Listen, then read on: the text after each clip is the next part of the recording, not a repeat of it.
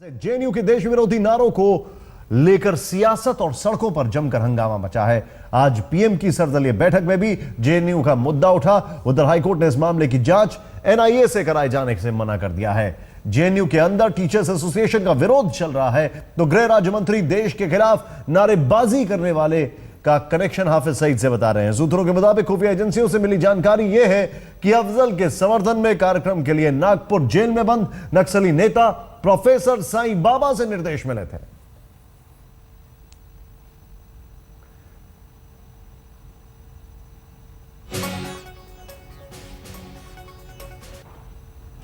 और इस सब के बीच जेएनयू के मेन गेट जहां बजरंग दल के कार्यकर्ताओं ने प्रदर्शन किया, हजारों की तादाद में पहुंचे कार्यकर्ताओं को पुलिस ने गेट पर रोक लिया। उग्र प्रदर्शन ने पुलिस की बैरिकेडिंग भी तोड़ दी। लेकिन ये देखें तस्वीरें आपके सामने।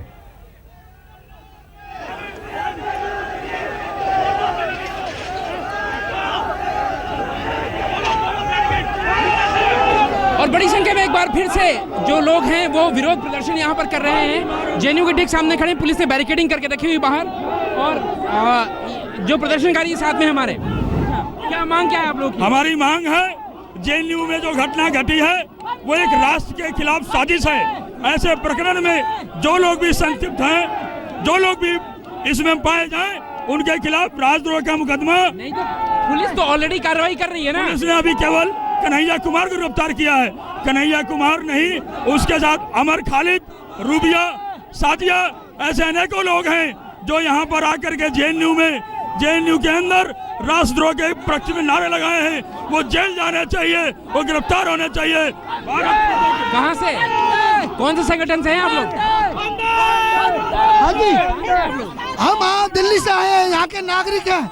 हमारे देश के गद्दारों को गोली नहीं मारी जाएगी जब तक हम संघर्ष जारी रखेंगे। चलिए, ये पट्टियां, ये तख्तियां पढ़ सकते हैं। कश्मीर हो या गुवाहाटी, अपना देश अपनी माटी, शिक्षा केंद्र को जिहादियों का अड्डा नहीं बनने देंगे, भारत माता की जय, ये इन तमाम पोस्टरों के साथ लोग यहाँ पर आए हुए हैं। और बड़ी बात यह है कि ये कहा जा रहा था कि बजरंग दल विश्व हिंदू परिषद के लोग भी यहाँ पर होंगे प्रोटेस्ट में, लेकिन हमने कई लोगों से यहाँ बातचीत करने की कोशिश की। तमाम लोग हैं जो डिनाई कर रहे हैं। ये कह रहे हैं भारतीय युवा संगठन, एक संगठन उसका नाम ले रहे हैं, और कह रहे हैं कि अलग अलग समाज से दिल्ली से लोग यहाँ पर आए हुए हैं। बहरहाल विरोध प्रदर्शन जबरदस्त जारी है यहाँ पर, और उन लोगों की मांग यही है कि न्याय होना चाहिए। न्याय इस बात का कि जिन लोगों ने भी भारत विरोधी नारे लगाए हैं, भारत विरोधी गतिविधियों को अंजाम दिया है, उनके खिलाफ कार्रवाई होनी चाहिए।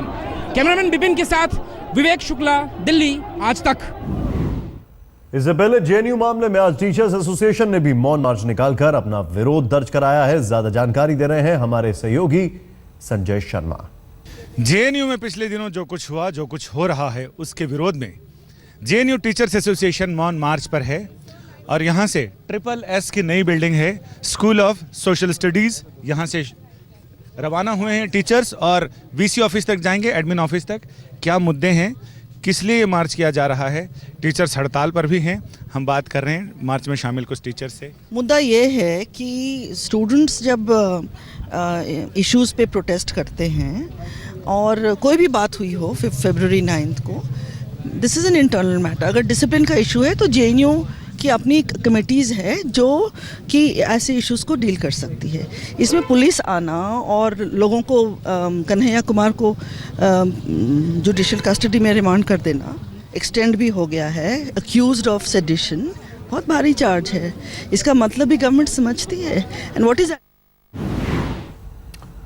जेएनयू में भारत विरोधी नारेबाजी के पीछे क्या नक्सली कनेक्शन था? यह सवाल खुफिया सूत्रों से मिली उस जानकारी के बाद उठ रहा है जिसमें कहा गया है कि कार्यक्रम का आयोजन करने वाला संगठन नक्सलियों से जुड़ा है, और जिन सदस्यों ने आयोजन की इजाजत ली वो भी नक्सली विचारधारा से जुड़े हुए हैं।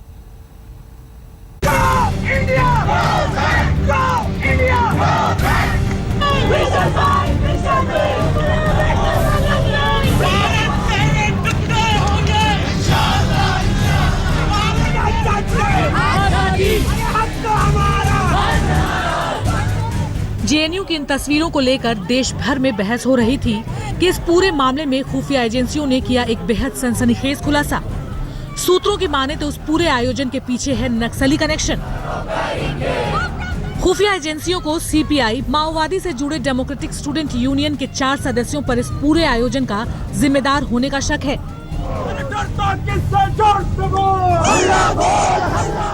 इन छात्रों के नाम हैं उमर खालिद, अनिर्बल भट्टाचार्य, रियाजुल हक और रूबीना सैफी। ये तस्वीरें 9 फरवरी की बताई जा रही है और इनमें नारे लगाता दिख रहा ये शख्स है Umar Khalid.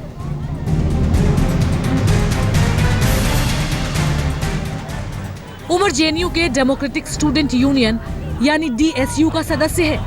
DSU all India revolutionary student federation का हिस्सा है, जो नक्सलियों को बौद्धिक स्तर पर सहायता देती है। बोला तुझे इंडियन आर्मी में खून करूंगा, बोला तुझे इंडियन आर्मी में खून करूंगा। उमर ने ली थी इजाजत।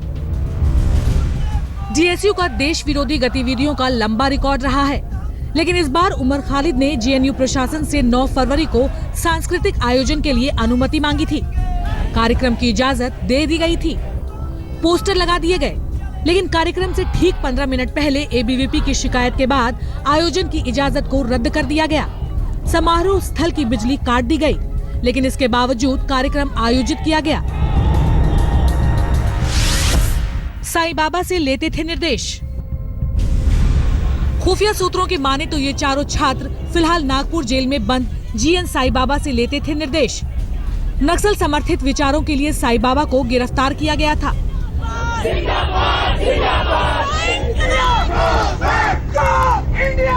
सवाल ये है कि JNU में जिस तरह देश विरोधी कार्यक्रम का आयोजन किया गया, उसे लेकर दिल्ली पुलिस इतने दिन बाद भी आयोजन के असल मास्टरमाइंड तक क्यों नहीं पहुंच पा रही।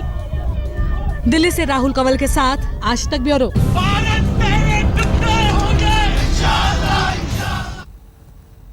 JNU विवाद में गृह मंत्री जहां आतंकी कनेक्शन का जिक्र कर चुके हैं, वहीं सूत्रों की माने तो खुफिया एजेंसियों की जांच में नक्सली कनेक्शन की बात सामने आ रही है।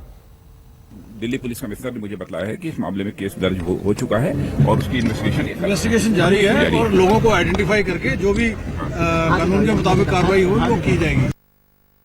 देखिए, इन्वेस्टिगेशन जो हमारी होएगी वो हर पहलू को देखेगी। अगर कहीं पर कोई फाइनेंशियल एंगल आएगा, जैसा आपने जिक्र किया हवाला का, तो उसमें जो कार्रवाई होनी चाहिए वो कार्रवाई भी की जाएगी। अगर किसी व्यक्ति का टेररिस्ट लिंकेजेस आएंगे तो फिर उसके खिलाफ अनलॉफुल एक्टिविटीज प्रिवेंशन एक्ट के तहत भी कार्रवाई की जाएगी। वहीं JNU मामले और पटियाला हाउस कोर्ट में छात्रों और टीचरों की पिटाई के मामले में वाम दलों ने सरकार और दिल्ली पुलिस कमिश्नर के रवैये पर सवाल उठाए। ये कोर्ट रूम में जो हुआ है, ये दिखाता है कि केंद्र सरकार और यूनियन होम मिनिस्ट्री के निर्देश पर वहां पुलिस ने कुछ नहीं किया, हस्तक्षेप नहीं किया। वहां जो लोग मारपीट कर रहे थे उनके खिलाफ कोई कार्रवाई नहीं हुई। ये दिखाता है कि केंद्र सरकार। हिट एंड रन मामले में सलमान खान को थोड़ी और राहत मिल गई है। सुप्रीम कोर्ट ने सलमान के खिलाफ जनहित याचिका को खारिज कर दिया है। याचिका में इस मामले की CBI जांच की मांग की गई थी।